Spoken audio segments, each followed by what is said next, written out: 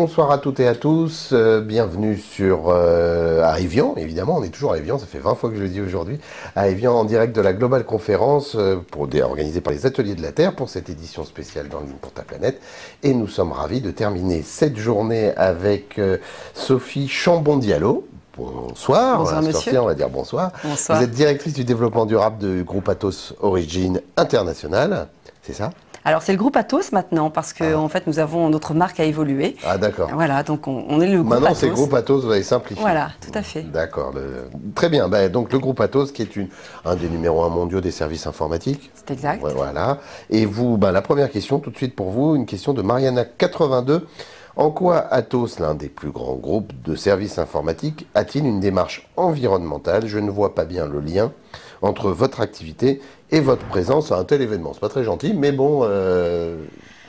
Alors, les services informatiques consomment énormément d'énergie. Voilà, toutes les données aujourd'hui qu'on gère, enfin toutes les données qui sont issues des échanges d'informations, donc via mobile, via Internet, etc., circulent. Ces données, il faut les stocker, il faut les gérer. Elles sont hébergées par des centres de données qui sont extrêmement gourmands en consommation d'énergie.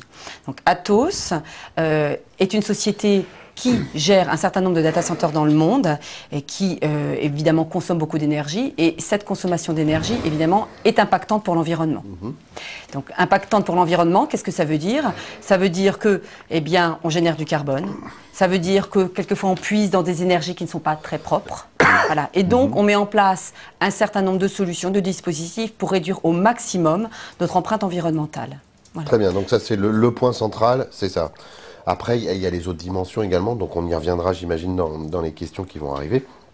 Une question de Jeanne, c'est la première fois que vous venez à Evian à la Global Conférence. Est-ce que c'est la première fois ou pas? Non, c'est la deuxième fois. Nous étions partenaires donc, des Ateliers de la Terre l'année dernière. Nous avons renouvelé notre partenariat cette année, voilà, en espérant expliquer en quoi les sociétés d'informatique et d'ingénierie pouvaient contribuer à réduire l'empreinte environnementale de nombreux secteurs, parce qu'on crée des solutions qui sont basées sur les nouvelles technologies qui permettent à nombreux secteurs du transport, des secteurs du bâtiment, de réduire leur propre empreinte environnementale. Il y a un impact direct dans vos activités à vous, et il y a aussi un impact sur ce que vous délivrez comme service à vos clients. Exactement. Alors, c'est ce qu'on appelle dans le jargon l'IT for Green et le Green for IT. Donc, en fait, l'idée, c'est de réduire l'impact environnemental de l'informatique et de l'autre côté, de créer des solutions innovantes pour permettre au secteur de l'économie de réduire leur propre empreinte.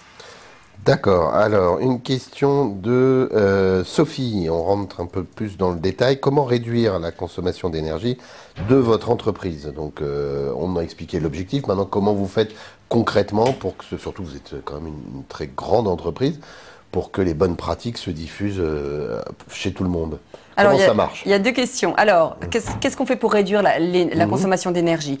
Tout d'abord, on travaille sur nos centres de données.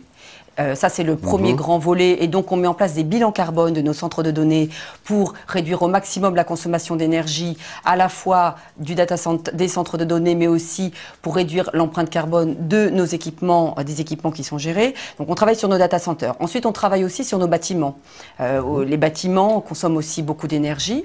On travaille sur nos équipements informatiques. Les équipements informatiques consomment aussi beaucoup d'énergie. Et le dernier volet, c'est les voyages. Donc, on réduit aussi les voyages en remplaçant les voyages par des solutions donc de relations à distance, via le télétravail, via la vidéoconférence, enfin toutes ces solutions qui sont de plus en plus développées par les entreprises et qui permettent de réduire les transports. Très bien. Alors, une question de Polo. Selon vous, quel est le principal défi auquel doit faire face votre secteur d'activité en termes de développement durable? Est-ce que c'est la consommation d'énergie ou est-ce qu'il y en a d'autres? Parce que là, on a beaucoup parlé de consommation. Alors, il y a la consommation d'énergie, mais il y a aussi le carbone qui est incorporé dans les équipements informatiques. Et là, c'est vrai que c'est un véritable enjeu parce que ça touche le secteur de l'informatique entier et c'est pousser les fabricants de solutions à envisager davantage l'éco-conception. Donc à la fois dans les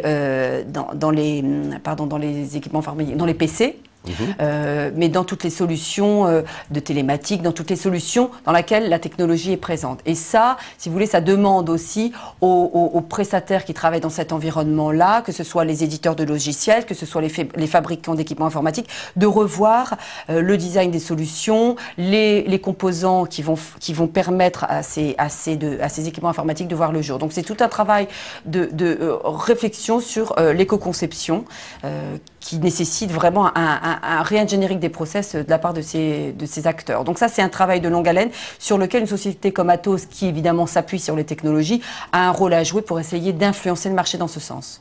Très bien. Alors, on nous demande, on fait un peu de pédagogie. Il y a Coco qui nous demande, pouvez-vous nous rappeler brièvement ce qu'est la démarche RSE des entreprises? Oui, alors la démarche RSE des entreprises, c'est développer l'activité d'une entreprise en prenant en considération l'impact environnemental, le bien-être de la population, des salariés, des communautés locales. C'est développer la rentabilité économique et partager son savoir sur les problématiques RSE. Donc c'est en fait une prise en compte de tout le contexte humain, environnemental et économique et de les combiner intelligemment pour que la société soit pérenne. Très bien. Et en termes de la dimension sociétale, on n'en a pas beaucoup parlé. Est-ce que c'est une dimension importante dans votre secteur d'activité ou finalement vous êtes dans un secteur d'activité où les gens que vous employez ont un assez haut niveau de technicité et de niveau d'études, etc. Est-ce qu'il y a des problèmes sociétaux à régler au sein d'une activité comme la vôtre? Alors, je ne dirais pas qu'il y a des problèmes sociétaux, il y a des enjeux sociaux, c'est vrai, importants. Ouais. Et d'ailleurs, donc, on a créé le programme Bien-être au travail chez Atos parce qu'on se rend compte à quel point il est important de recruter et de recruter des talents, de savoir les séduire, les retenir. Oui, parce que le retenir, c'est dans l'industrie, je dis pas chez vous forcément, mais dans l'industrie, enfin dans les SS2I, souvent le problème c'est le turnover et le fait que les consultants tournent pas mal. Oui, c'est ça. Alors c'est vrai que ça compte, c'est-à-dire permettre aux jeunes talents de s'exprimer. Donc de faire en sorte qu'ils participent à la gouvernance de l'entreprise au travers en fait de la promotion d'idées qu'on va valoriser, reconnaître pour permettre et à inclure dans la stratégie de développement de l'entreprise.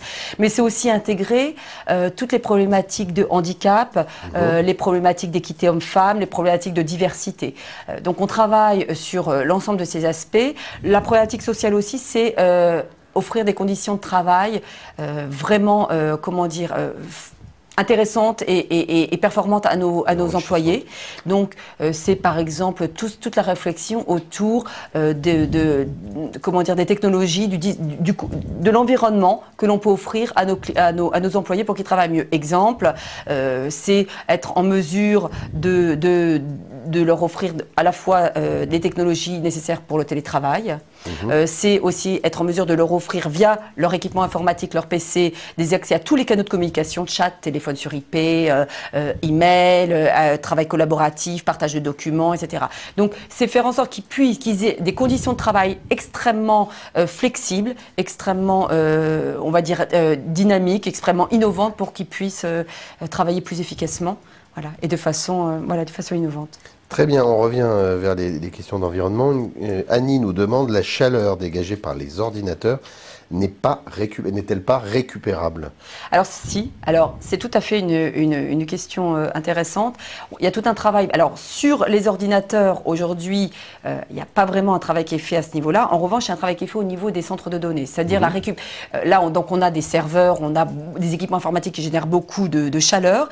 Et il y a toute une réflexion actuellement sur la réutilisation de cette chaleur. Et d'ailleurs, on a un centre de données là, en Finlande qui réutilise toute la chaleur émise par le centre de données pour chauffer 2000 habitations.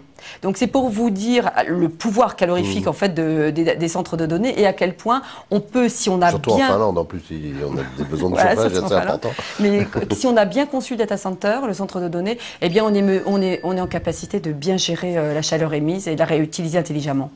Très bien. Alors, on nous demande, ça on la posera après, une question de No Name. C'est vrai que certains sites internet sont plus polluants que d'autres. Si c'est vrai, je ne comprends pas très bien comment. Est-ce que vous avez des éclairages à nous apporter sur cette question? Oui, bien sûr. Un site internet, ça s'appuie sur des plateformes. Ces plateformes, elles sont hébergées dans des centres de données.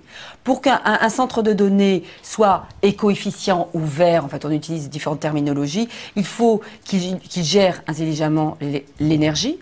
Il faut que au maximum cette énergie, par exemple, soit réutilisée. Il faut qu'il y ait une déperdition d'énergie la moins grande possible au mètre carré, etc. Donc, il y a des sites internet qui sont hébergés sur des data centers peu éco-efficients, d'autres très éco-efficients. Ça, c'est le premier point. Et deuxièmement, quand un site internet est conçu, il peut être conçu aussi d'une façon qui utilise, grâce à des algorithmes, etc., on va dire beaucoup moins d'énergie que d'autres. Donc, en fonction des visuels, en fonction des chemins à parcourir via les arborescences, etc., on va utiliser plus ou moins d'énergie. Alors, je ne comprends pas pourquoi Clotilde nous dit ça, mais peut-être que vous allez comprendre. Donc, YouTube, Facebook sont des sites très polluants. Oui, enfin, ce sont des sites très polluants parce qu'ils ont beaucoup de trafic. Exactement. Donc, il y a un flux de données tellement énorme qu'il faut bien entendu les gérer. Alors, polluants, oui, en volume, mais quand on regarde par rapport au trafic généré, je suis sûre que Google et Facebook font énormément d'efforts pour réduire au maximum l'impact environnemental et faire en sorte que leur site soit le plus éco-efficient possible. Maintenant, moi, ce que j'ajouterais, c'est que c'est aussi aux utilisateurs de faire cet effort. C'est-à-dire qu'une recherche sur Internet, si on met bien, si on choisit les bons mots, si on tape l'adresse qu'on a en tête, etc., on fera des économies énormes en termes d'énergie et en termes de carbone. Donc, ça repose aussi sur les utilisateurs, cet impact environnemental. Une question un peu personnelle. Votre président, Thierry Breton, je me rappelle, il y a quelques semaines, est parti en guerre contre les emails d'entreprise. Oui. Est-ce que c'est lié à des questions de développement durable ou pas? Est-ce que c'est ça sa préoccupation ou d'efficacité tout simplement? Non, alors les deux, parce que vous savez que le développement durable ne fonctionne qu'avec l'efficacité économique, donc ça maintenant tout le monde en a bien conscience je pense. En fait la notion du zéro email c'est dire qu'on a une pollution informationnelle énorme et que c'est un gisement de baisse de productivité très important. Donc il fallait absolument endiguer ça. Et l'idée, c'est de dire, utilisons les canaux de communication d'une façon intelligente. N'utilisons pas le mail pour passer des appels téléphoniques ou pour chatter. Donc utilisons chaque canal, le chat, le téléphone, les espaces collaboratifs, Internet, le mail, à bon escient.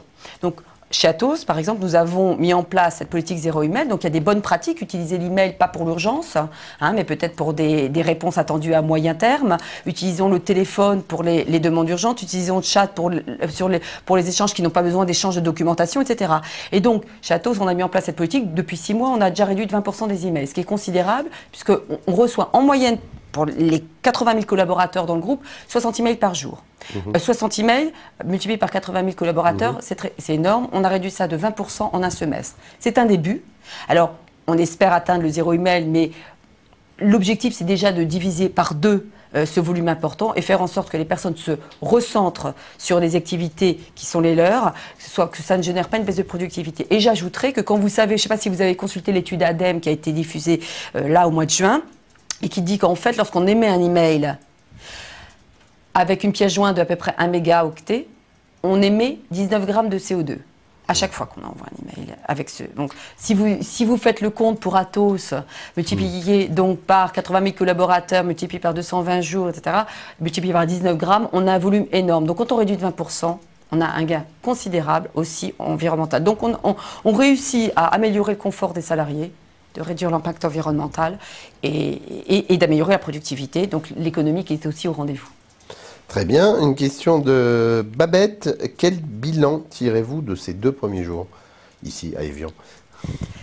Alors, toujours une grande richesse et une grande diversité. Donc, je pense que c'est toujours extrêmement fort. Je pense qu'on pourrait renforcer sur la transparence des informations.